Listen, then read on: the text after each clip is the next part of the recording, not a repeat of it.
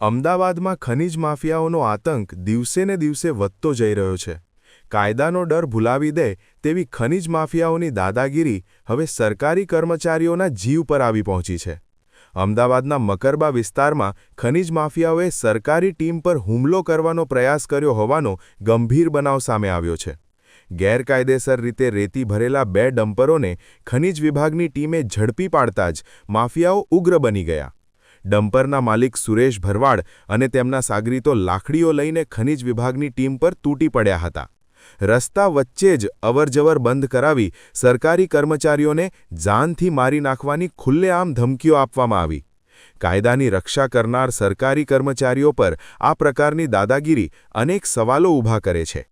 સવાલ એ છે કે ખનીજ માફિયાઓને આવી હિંમત કોણ આપી રહ્યું છે? આ સમગ્ર મામલે સરખેજ પોલીસ સ્ટેશનમાં ફરિયાદ નોંધાઈ છે અને વધુ તપાસ હાથ ધરવામાં આવી છે.